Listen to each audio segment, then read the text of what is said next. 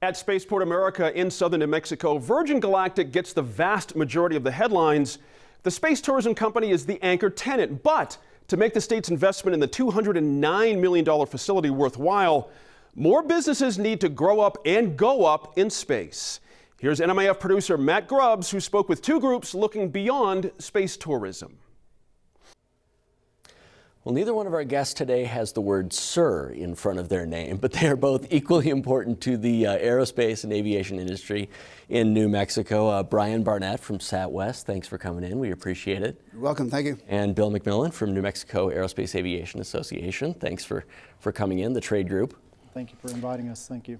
Well, let's start. I mean, I sort of referenced Sir Richard Branson and Virgin Galactic, and they are the anchor tenant. They are the reason we have a purpose-built spaceport, something that hatched in 2005.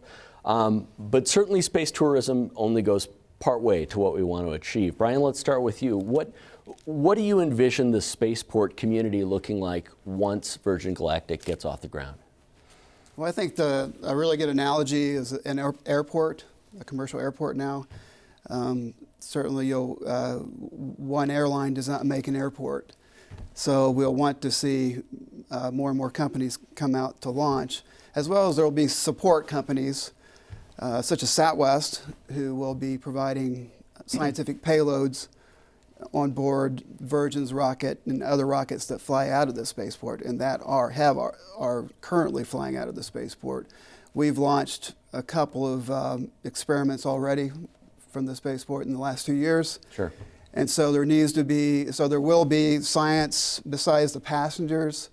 The rockets have room for lockers that you can put scientific research into, experiments, and then you'll have the services. You'll have somebody filling up the spacecraft with fuel, such Sure. as at an airport. You'll have administrative personnel. But it is a commercial spaceport that needs to be as lean as possible. That's the big difference between, say, a Kennedy Space Center, Okay. where you have 20,000 or so workers getting the shuttle ready for the next flight. Well, the companies that are operating out of Spaceport America are in it to make a profit. And so basically it will be when there's a launch going on, at least in the beginning, if there's a launch going on, that's when you'll see people converge. Okay.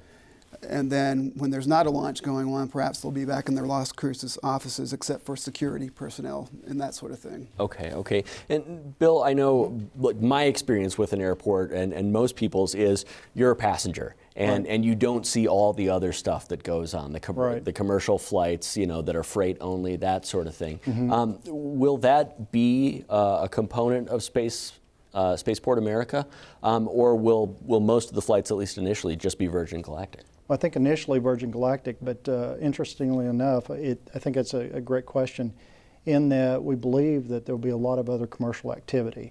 And it's conducive to that because of the open airspace around the facility. So it will allow us to bring companies in and recruit companies, not just domestically, but internationally. And interestingly enough, there are 6 countries that are closely watching this legislative session with regard to that, because as they are looking at entertaining moving operations here, they want to know that they have an operable spaceport and they have an operable facility. So I do envision that we can bring a lot of commercial activity in. I personally am working with companies domestically throughout the southeastern sector of the country that are addressing a lot of weather issues that put a damper on a lot of their R&D work. And so if we can get them here, it'll bring a multitude of jobs. Sure.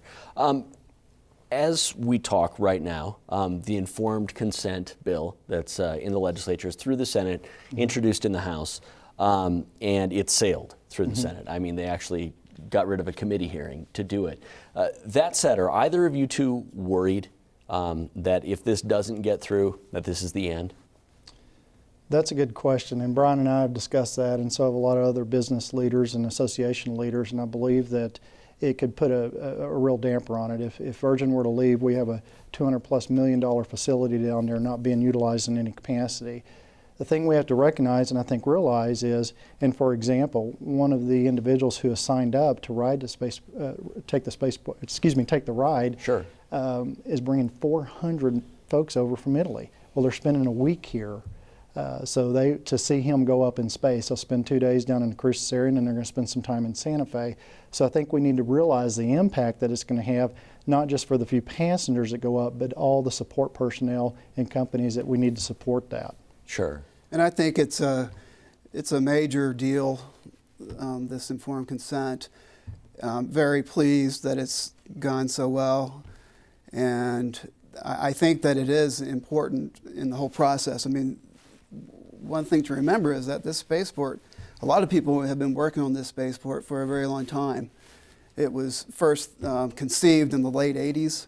I began working professionally on the spaceport in 1995 when Governor Johnson was elected and asked the professional aerospace community and PACA, the Professional Aerospace Association, to give him input as to whether or not he should, what is a spaceport? Should he support it? He was a construction guy. Right. So he asked us for guidance, and we said, yes, go forward with the spaceport and focus on reusable launch vehicles, which is the type that Virgin flies, in fact, where they take off like an airplane and land like an airplane. Sure. So this is just one other very important event in the history of the spaceport to make it successful. And I believe that, in fact, if an anchor tenant, whether it's here or a shopping mall, any anchor tenant, if they leave, that really makes it very difficult for this to be successful. Sure.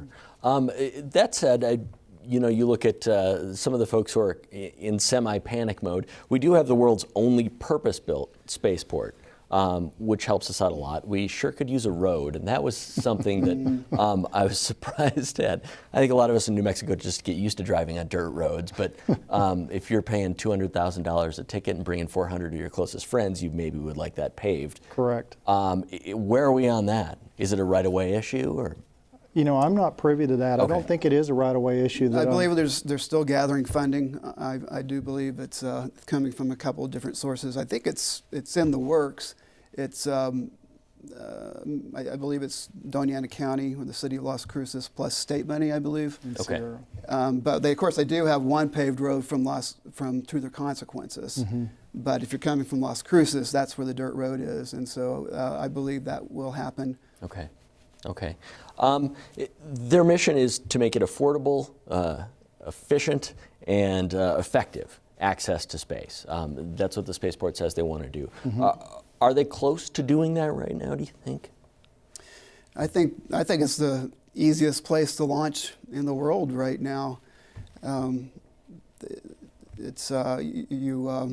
have the airspace. We have almost, going on more than 15 years of planning. Sure. Mm-hmm. And so, besides this, I'm very happy that we're getting this much publicity right now, because it's all over the papers, and I think the citizens are hearing about it and so forth. But there has been so much work been done by the former directors of the spaceport and the Spaceport Authority to make headway in this last 15 years. Agreements with White Sands Missile Range, which is really hard. FAA licensing, the construction.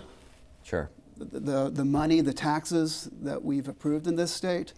And so I think one advantage we have is that we do have competition from other states and, of course, other places around the world, Sweden and United Arab Emirates as well. So there's going to be multiple commercial spaceports around the world, just like there are airports. But in terms of our New Mexico versus, say, a Colorado or a Oklahoma, Texas, yeah, something like that. Again, I don't know. It takes 15 or 20 years. Right. And we are unless there, things have at changed least. radically. I know the difficulties that we've gone through, so that makes me feel positive that we still have a very good chance of being the leader in all of this.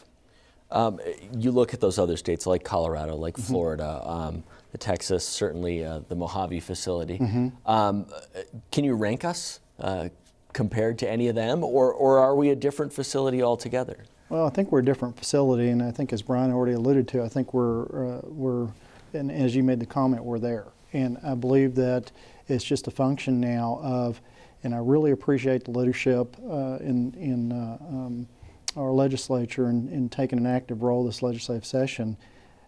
And it goes to that as companies are looking to come in to support these efforts, it's really important that we have these initiatives set in place because we already have the infrastructure set in place.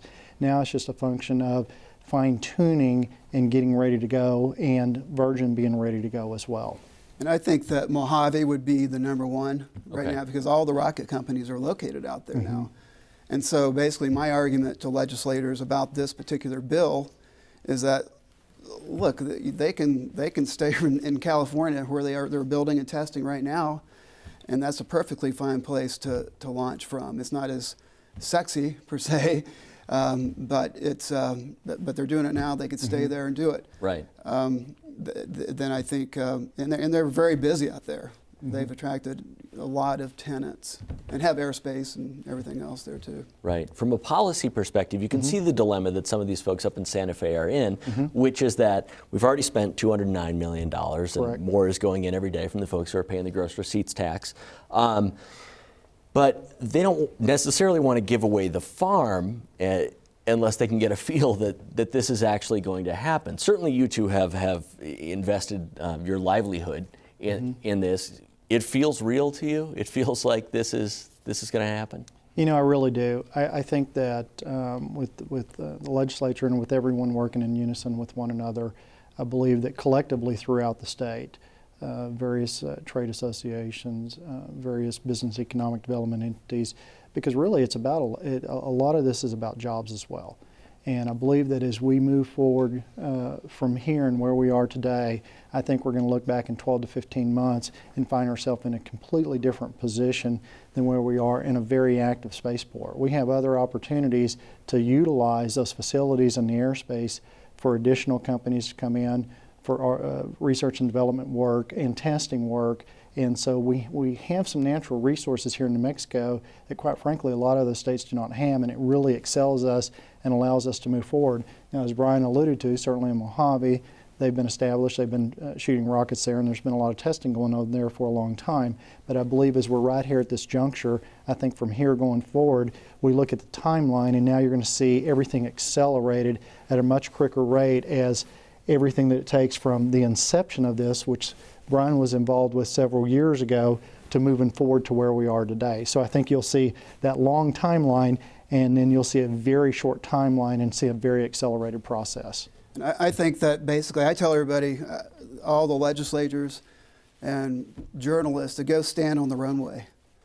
That's when you get the real feeling that this is real. It was quite an experience for me, one of those best days of your career days, when you've worked on something 15 years ago and it's basically a miracle that it's actually being built in this beautiful facility, and you have world-class companies that know how to be successful companies like Virgin, serious companies, stand there, then you realize it's real. Now, it's still very, very difficult to make this type of project successful. So we have a long ways to go. But with things like this legislation being passed, this gives us momentum, and I believe hopefully we're in early in the 1900s when the Wright brothers did their flight in the early 1900s, and then followed by airlines that came about through contracts with the U.S. government for airmail, and that's how we developed the first airlines.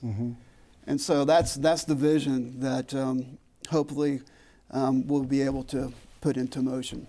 Well, gentlemen, thanks. There's a lot more to talk about. We hope you'll stick around here for a couple of minutes, and we'll get something going for the web. And you can find that at newmexicoinfocus.org. Thank you. Thank you.